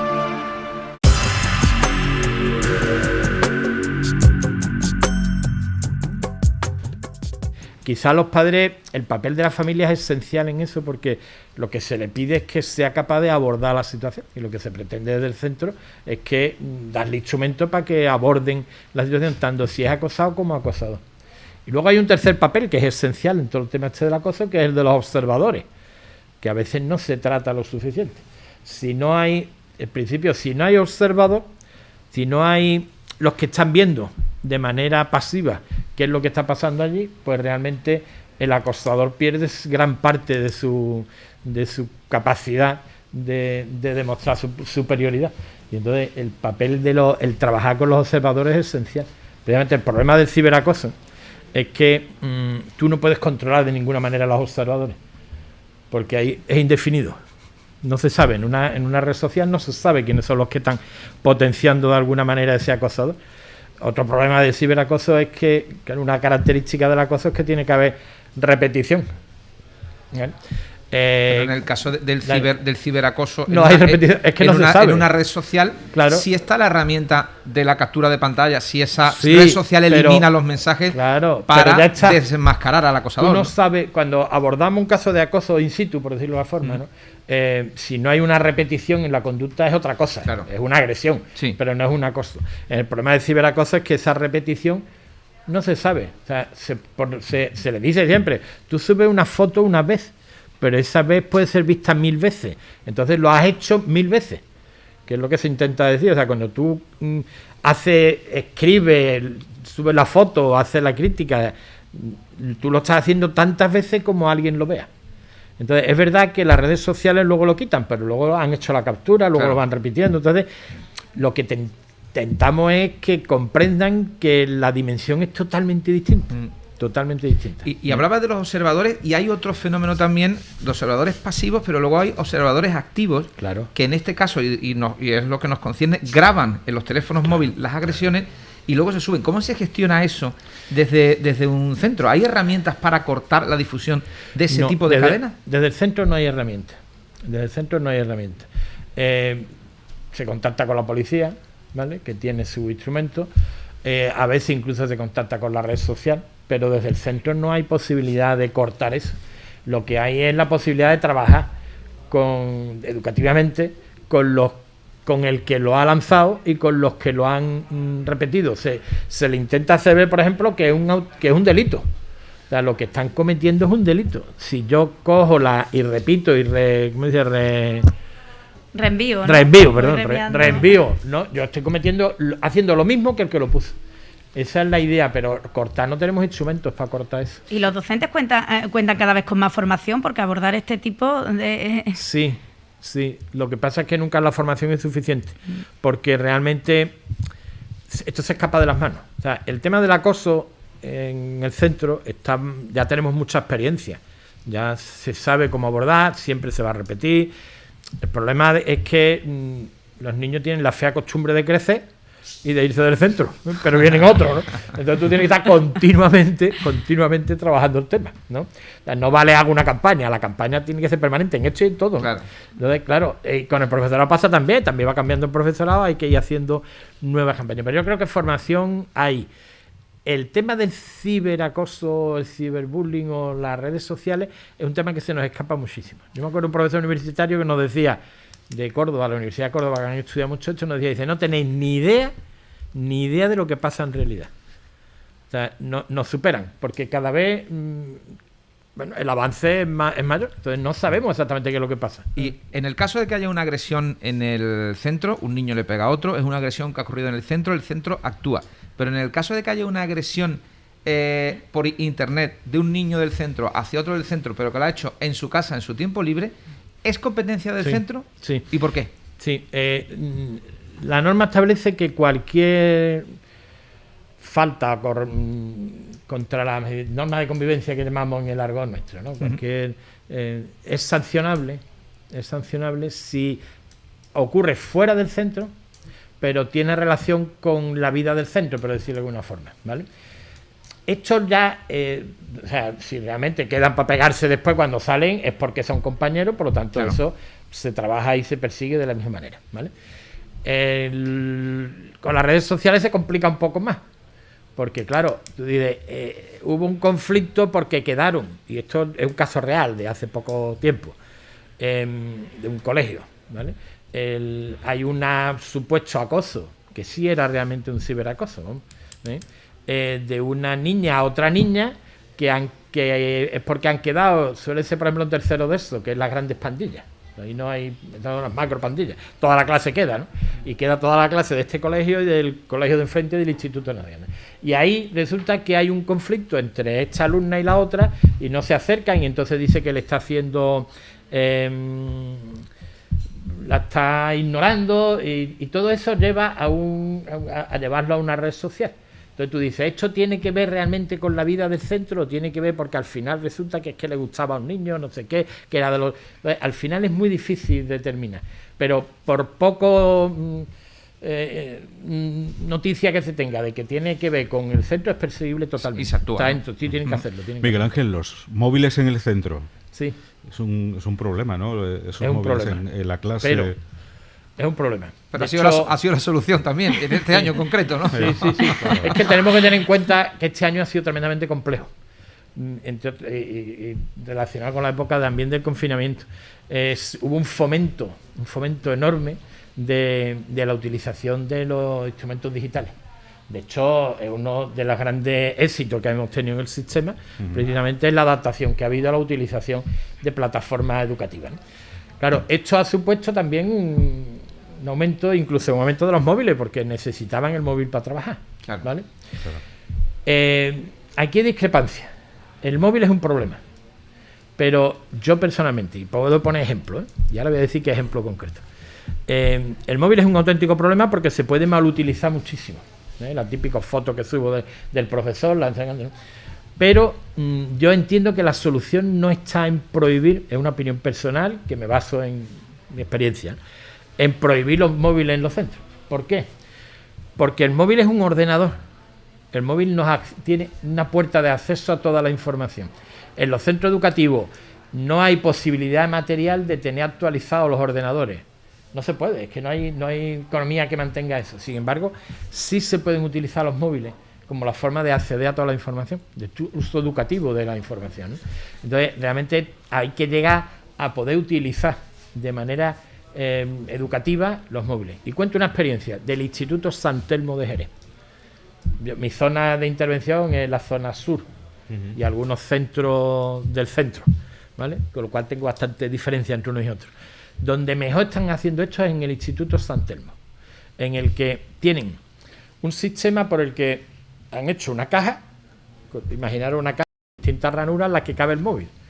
Entonces, el alumno llega por la mañana, en la caja tiene su nombre y deja el móvil en su nombre. Y ahí se queda el móvil hasta que salen de la clase. Que se utiliza para lo que sea, en el inglés, te coges el móvil, lo trabajas, no sé qué, tienen una buena wifi y terminan de trabajar y lo vuelven a poner allí. Llega al recreo, lo cogen y se van al recreo, vuelven y lo vuelven a poner. Y ellos han normalizado ese método, ¿no? Lo han normalizado, ¿no? Y llevan al móvil, no se prohíbe el móvil, pero no se usa el móvil en clase, entre otras cosas porque tiene que estar allí necesariamente. En una caja que está allí en la mesa del profesor, por allí delante, ¿no? Con lo cual es un ejemplo de que se puede utilizar. Yo no lo prohibiría. Claro. Ahora, si no se coge y se aborda eso, las prohibiciones del móvil a veces han generado más problemas del que han solucionado. Claro. Porque se hace a escondidas, etcétera, etcétera. ¿Vale? Bueno, desde el punto de vista policial y para complementar a Miguel Ángel, que sabe que trabajamos intensamente mano con mano, hay que decir que la mayoría de los acosos ya no existen sin ciberacoso, es decir, siempre las tecnologías están de por medio, que la mayoría de los casos se solucionan en el ámbito administrativo, tanto de las direcciones de los centros como con inspección de educación, pero que tienen que saber las familias que hay casos graves, reiterados, sangrantes, humillantes, que también son delito y que por supuesto tienen que denunciarlo en comisaría, y que las vías policial y judicial y la vía administrativa de inspección de educación son totalmente compatibles, y que nosotros vamos a seguir trabajando, seguimos trabajando muy de cerca con los docentes, que cada vez hay más atención a este tipo de cosas, y que hay que seguir trabajando en el respeto, en la empatía, en la asertividad, y que ningún niño se crea mejor que otro, y que el que hace estos comportamientos tan sangrantes tiene sus consecuencias. Bueno, pues continuamos el programa. Llevamos un buen rato hablando de los chicos, de los menores de edad, de los peligros que tienen en esto de las redes sociales y en Internet, y tenemos a dos protagonistas, Adrián, que son ganadores de un concurso que habéis hecho la Policía Nacional en conjunto con Diario de Jerez, ¿no? Así es, hemos hecho un concurso pionero en toda España que ha consistido en ofrecer a los coles que los chicos de quinto y sexto hicieran un trabajo, una infografía en la que recogieran los mayores peligros de Internet. Han sido seleccionados, ya de por sí tiene mucho mérito, los chicos que han sido seleccionados en cada centro, y de los muchísimos trabajos, más de 200 que hemos recibido de colegios de todo Jerez, pues tan solo 6 chicos han resultado ganadores, en este caso 3 ganadores y 3 finalistas. Además tenemos la suerte de contar aquí con 2 de ellos. Tenemos a Ruth del Colegio San Vicente de Paúl, que ha sido finalista, y tenemos al compañero que viene del Colegio Montalegre. ¿Tu nombre era? Miguel Ángel. Miguel Ángel, que viene del Colegio Membrillar, discúlpame, que ha sido uno de los ganadores. Cuando hablas de infografía, bueno, aquí tenemos en el Salón de la Policía de la Comisaría, tenemos una pantalla, es una especie de flyer como el que podría entregar la Policía Nacional a la visita a un colegio para advertir a los chicos de esos peligros, ¿no? Ruth, ahora mismo el que estamos viendo es el de Ruth. Tú ahí has expresado, bueno, lo que tú crees que es el peligro. ¿Con qué te queda? ¿Qué es lo fundamental? ¿Cuál es el mensaje fundamental que tú crees que hay que lanzarle a tus compañeros? Me quedo con que no hay que utilizar mucho el móvil, porque después, cuando sean más mayores, se van a arrepentir por no haber aprovechado el tiempo. O sea, que ya no solo por los peligros, sino por el tiempo que se pierde de hacer otras cosas más divertidas, ¿no? También, y también por los peligros que hay, que puede caer en algo, se aferra a él, no hace amistades, también se vicia mucho al móvil, también puede dañar los ojos. Y lo que pone ahí, en qué afecta. Y en tu caso, ¿tú qué uso haces del teléfono móvil? ¿Lo usas con moderación? ¿El móvil, la pantalla, la tablet? Sí, lo uso, pero para leer. Yo lo uso el móvil para leer nada más. ¿Estás en algunas redes sociales? Que no. Solamente en Instagram, en TikTok. Ya está. Qué gusto da, perdóname, pero es que tengo que decir que qué gusto da oír a chicos y chicas, en el caso de Ruth, que han trabajado y que se expresan de esa manera y que son conscientes de los riesgos, porque nosotros, con que evitemos que un solo chico, una sola chica, una sola familia sufra un grave disgusto, de verdad que nos damos con un canto en los dientes de todo el trabajo realizado en todo un año. Miguel Ángel, te preguntamos exactamente lo mismo. ¿Qué mensaje has querido transmitir con tu infografía? Pues bueno, el mensaje que he querido transmitir es que bueno, que hay que tener cuidado con lo que utiliza el teléfono móvil o algún otro dispositivo, y que hay que tener cuidado, por dónde te metes y en qué juegos juegas, por si hay algún virus que te pueda dañar el dispositivo o otras cosas más peligrosas que pueda haber en internet. En el caso de la infografía de Ruth, era una infografía imprimible, se podría entregar, pero en el caso de Miguel Ángel, la estamos viendo aquí en la pantalla, es interactiva, parece que se mueven los iconos. O sea, esto tiene un currele por delante importante, ¿eh? Sí, por una aplicación llamada Canva se pueden meter diferentes efectos de movimiento. Claro. Y los puse ahí y pues en cada parte de la infografía puse uno y queda más llamativo, y también se pueden poner imágenes así pequeñitas que pueden resaltar en la infografía. Oye, aquí hay dos diseñadores gráficos en ciernes, Totalmente, no es por nada, ¿eh? Totalmente. Y los peligros de Internet ahí, la ciberadicción, el bullying.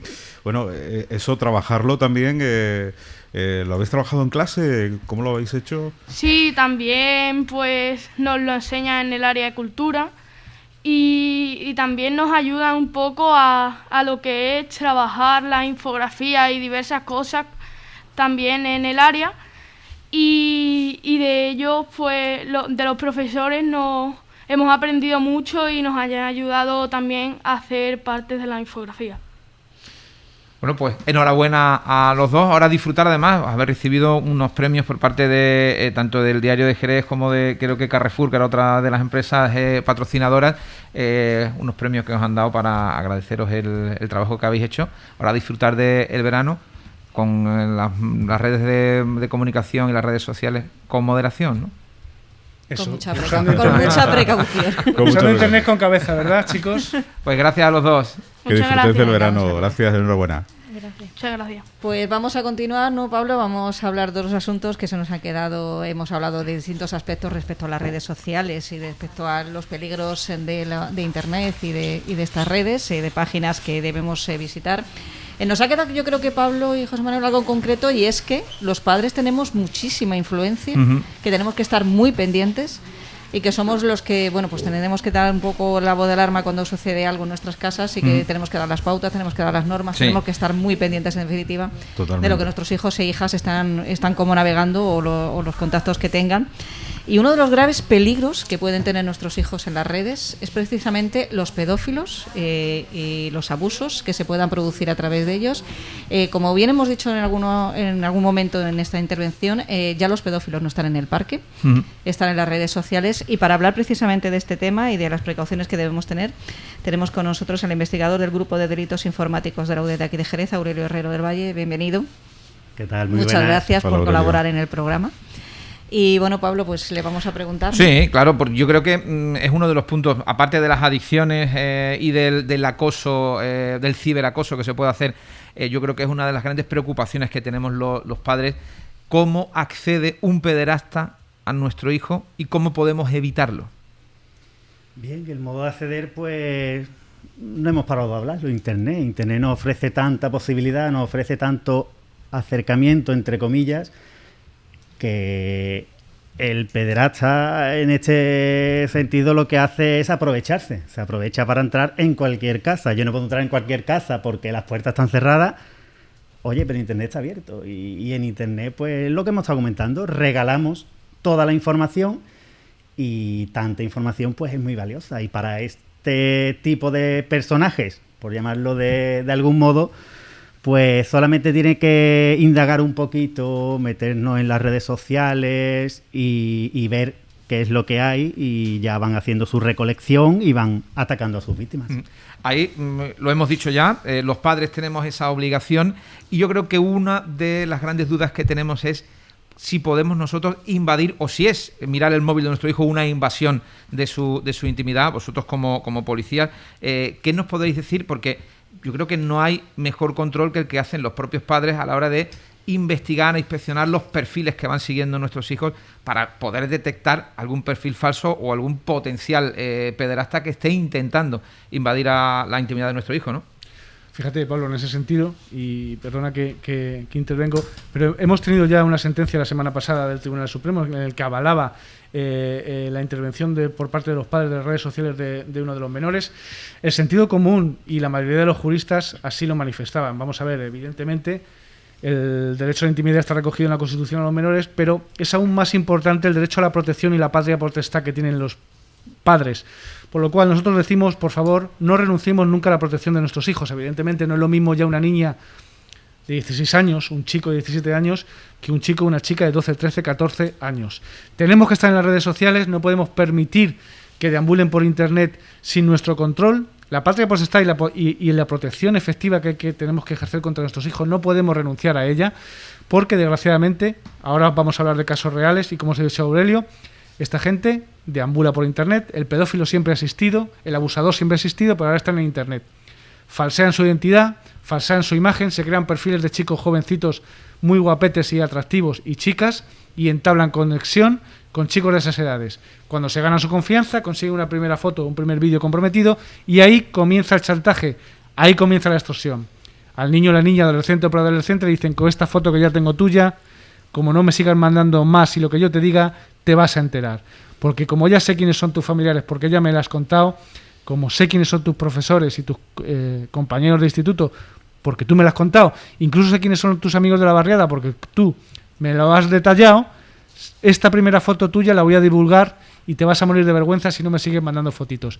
Por eso precisamente hay que tener cuidado y por eso precisamente nosotros abogamos por la comunicación en las familias. ¿Y hay algún detalle con el que podamos identificar un presunto perfil falso o de un influencer o de algún chat en el WhatsApp, por ejemplo, de nuestros hijos? ¿Hay algo que nos debe hacer saltar la alarma? Muchas veces, bueno, mira, traía aquí preparado cómo la Policía Nacional en general hemos, por experiencia propia, por experiencia de estudios hechos en todos los análisis que hemos realizado y demás, distinguimos principalmente 3 tipos de conductas del ciberacosador, por así decir. Nombramos a 3 básicamente como el acosador agresivo, el acosador simpático y el falso niño o grooming. El agresivo es el que directamente va al grano, el que directamente quiere fotos, el que directamente quiere todo, y si no me enfado, y si no te insulto, y si no... Este es súper fácil de detectar, porque incluso, bueno, este ya no es a niños, este es a cualquier persona.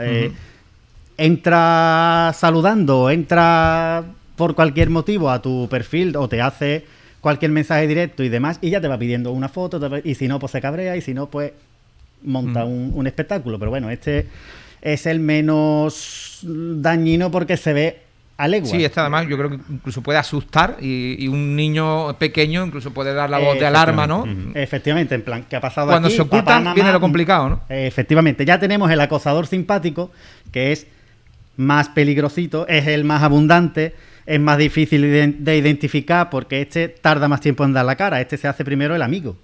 Empieza a halagar a la víctima, empieza a hacerle creer que lo admira, va consiguiendo un grado de confianza y ya empieza a intentar ofrecerle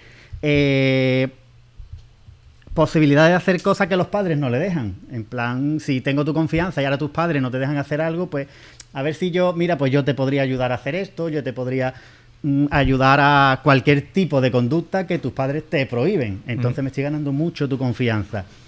La inocencia de los niños es muy fácil ganarse la confianza y ya pasa al ataque. Empieza a pedir una foto a lo mejor normal, después le empiezo una más comprometida y ya, como ha dicho el compañero Adrián, pues voy al ataque, ya tengo una foto tuya, ya lo quiero todo.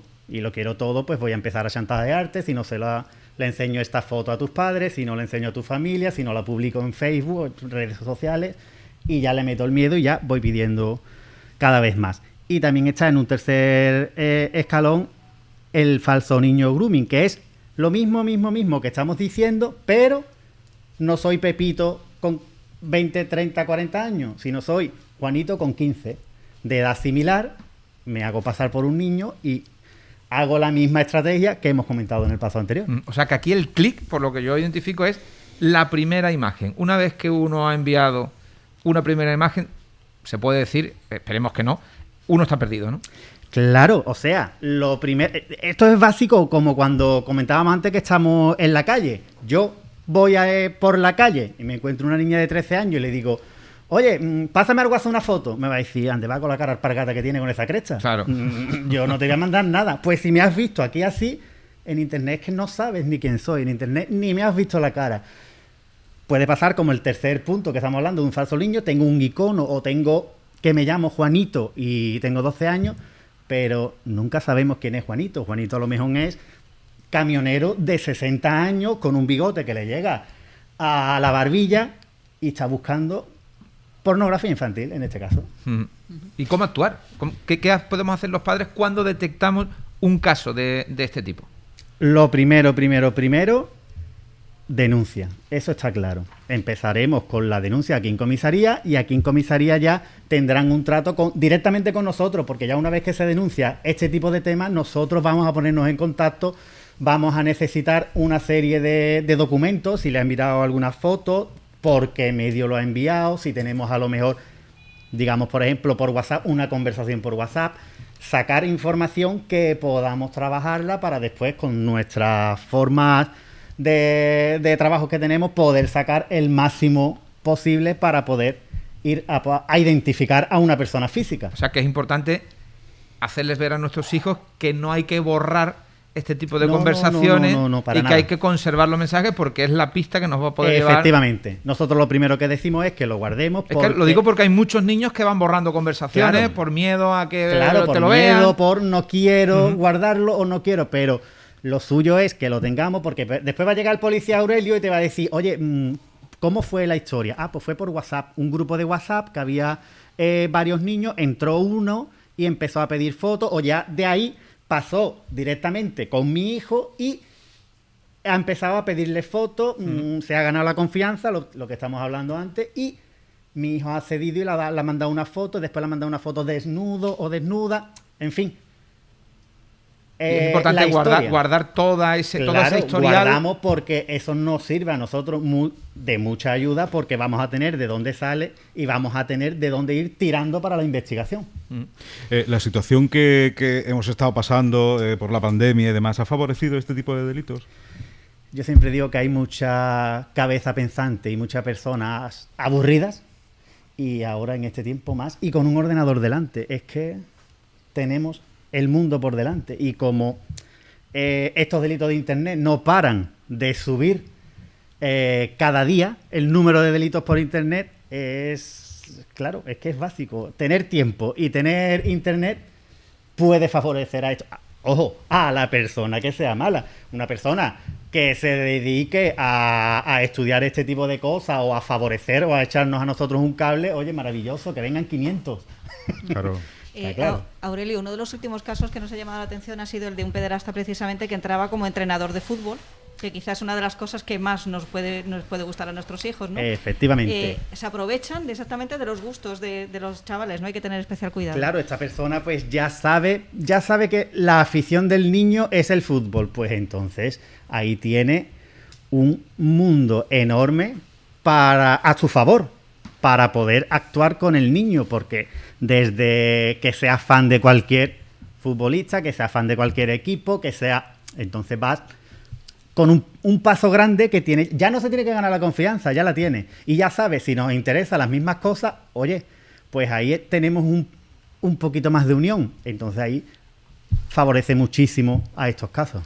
Al principio del programa hablábamos con Rosana Sáez, que nos decía que hay muchos niños que cometen delitos cibernéticos sin saberlo. ¿Cuáles son esos delitos que los niños cometen sin darse cuenta y cómo podemos evitarlo? ¿Cómo podemos los padres aleccionar, por lo menos en los más comunes, para que no caigan en esa trampa. Uno muy común y muy básico es lo que hemos estado... Bueno, es que han estado hablando todos. El tema de dejarle a un niño el móvil desde muy pequeño. Los niños lo utilizan para ver vídeos o lo utilizan para juegos. Juegos gratuitos o de pago. El niño no es capaz de diferenciar si yo estoy jugando a una carrera de coches y estoy mejorando mi coche, no te diferencia si esa mejora es pagada o esa mejora es gratuita. Después, cuando pasa el mes, me viene la factura de mi operadora telefónica. Oh, ¿qué ha pasado aquí? 400 euros. ¿Esto qué es? Empezamos a mirar. Son de juegos por internet. Tienes el mejor Toyota Celica del Burning Speed. El pepinaco de coche que gana todas las carreras, pero le ha costado a tu papi o a tu mami 500 euritos este mes. Claro. Sí, pero me refería en concreto también a los delitos que cometen, como por ejemplo compartir. Es que hay mucha gente que no es consciente de eso. Compartir una imagen de un menor a través de redes sociales es delito, ¿no?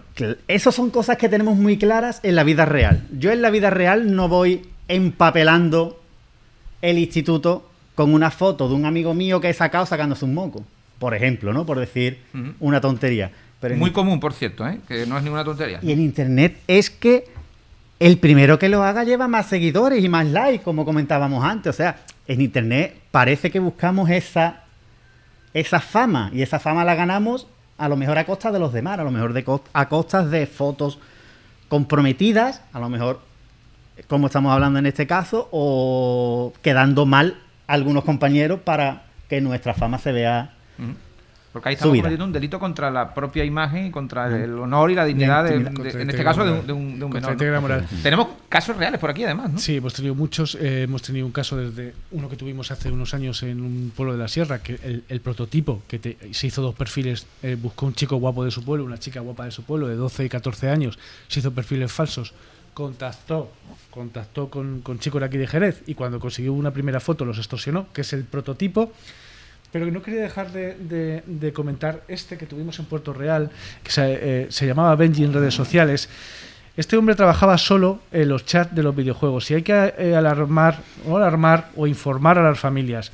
Este tipo de delincuentes se infiltran en los chats de los videojuegos online. ¿Por qué? Porque cuando un niño juega un videojuego, tiene la capacidad de entrar en el chat a lo mejor con 100 o 200 personas que están jugando a su vez en el mismo servidor.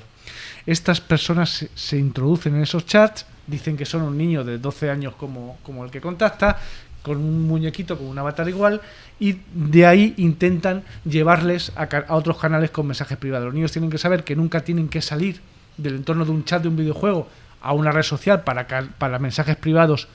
Nunca. Consiguió que una niña en Noruega se suicidara, reincidente en prisión, con muchísimas víctimas también en territorio nacional. Afortunadamente no les ha costado la vida a ningún niño aquí, pero sí en un país europeo y vecino.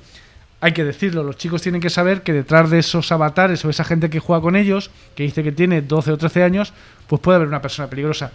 Y resaltar simplemente la diferencia entre pedófilo y pederasta. Pedófilo es el que consume fotografías de esta índole, el que intenta engañar a un niño para que le envíe una primera foto y ahí comienza la extorsión. Y el pederasta, afortunadamente, es mucho menos común, pero es el que da el salto a intentar el contacto físico con la víctima. Y antes decía mi compañero Aurelio el tema del fútbol, y creo que con los casos reales somos muy ilustrativos. Hace 5 años detuvimos a un hombre aquí en Jerez, un pederasta que intentaba contactar con un chico en Jerez. Se hacía pasar por entrenador de uno de los 2 grandes equipos de fútbol andaluz. Contactó con este chico porque ponía fotos en su perfil de Instagram abierto jugando al fútbol. Le dijo que era entrenador de las categorías infantiles y que quedara con él para hacerle una prueba, pero que no contara nada a mamá y a papá. Menos mal que esa tarde el papá vio con quién está hablando su hijo y dijo: ¿quién es este hombre que le está poniendo mensajes privados a mi hijo en Instagram? Nos llamó, nos pusimos de paisano en la parte trasera de un gran centro comercial de aquí de Jerez, donde había quedado con el niño, se le detuvo y está en prisión. Pero con esto no quiero alarmar a nuestros oyentes, pero quiero contar casos reales. Menos mal que ese papá estaba pendiente de lo que hacía su hijo esa tarde en Instagram. Y su hijo además sabía que si alguien le decía de quedar con él, pero que no le contara nada a papá y a mamá, tenía que hablar inmediatamente con ellos. Sin más, no digo nada más. Creo que la precaución sensata, no tenemos que andar con miedo, pero precaución sensata sobre todo para los adolescentes, que conozcan la realidad, y abogamos por la comunicación. Nosotros no decimos nunca, ni diremos nunca ninguna familia cómo tiene que criar a sus hijos. Pero comunicación. Hoy, el que esté oyendo este programa, cuando llegue a casa, este mediodía, esta noche, esta tarde, si tienen niños, adolescentes, preadolescentes, sobrinos, nietos, que se siente y hable con ellos de estos problemas, que se lo haga ver. En la comunicación está la prevención. Pues la verdad es que esa comunicación, la prevención, la información, el tenerla a mano y el que los padres sobre todo sepan identificar, ¿no?, esos delitos y ayudar a sus hijos cuando necesitan esa ayuda. La verdad que hemos aprendido muchísimo también en el día de hoy, compañeros. La verdad que ha sido bastante... Una experiencia muy enriquecedora. Sí, bastante interesante y sobre todo cosas que no conocíamos, que no sabíamos, y gracias a los investigadores, a la Policía Nacional, a este trabajo que hacen también en este programa que estamos llevándole en el día de hoy, pues van a recibir la información de manos de profesionales. Hemos tenido a muchas personas que nos han ayudado, ¿no?, a comprender, a entender esos delitos y cómo piensan, ¿no?, los delincuentes, para ayudar, como decimos, a los hijos. Gracias a la Policía Nacional por esta iniciativa, porque es importante el que toda esta información llegue a la ciudadanía, llegue a nuestros oyentes, a los televidentes, y que por supuesto pues puedan poner cartas en el asunto y puedan ayudar a sus hijos. Pues nada, pues hasta aquí entonces. Y para nosotros ha sido, desde luego, creo que ha sido un placer participar otra vez de nuevo en un programa de la Policía Nacional que sirve de prevención y de ayuda a las familias y a las personas que nos están escuchando. Hasta aquí hemos llegado. El año que viene repetiremos. ¿Ya estás pensando en el que viene? Por supuesto. No paramos siempre. Hemos hablado de personas mayores, jóvenes, nos queda la edad mediana, ¿no? Bueno, yo para cerrar simplemente quiero agradecer a grandísimos profesionales como vosotros y a vuestros medios de comunicación punteros que hayáis querido colaborar un año más. Y vamos a seguir trabajando en dar información útil, actualizada, palpable, que pueda ser utilizada para la prevención efectiva. Muchas gracias de nuevo.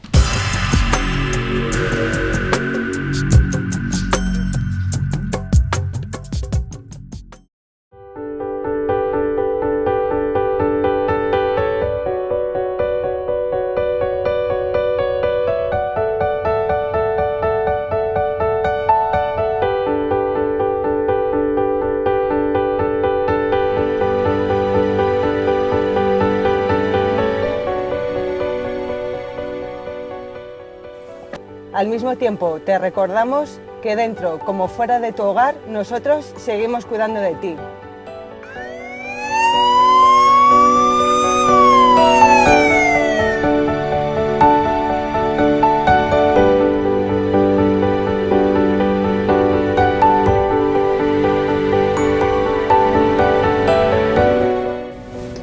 Recuerda, estamos las 24 horas a tu disposición. Si nos necesitas, llámanos al 091. Aunque los colegios estén cerrados, nosotros seguimos aquí, trabajando para que te sientas seguro y ayudarte si nos necesitas. Si estos días el ciberacoso no descansa, ten en cuenta todos los consejos de prevención que la Policía Nacional os ha enseñado.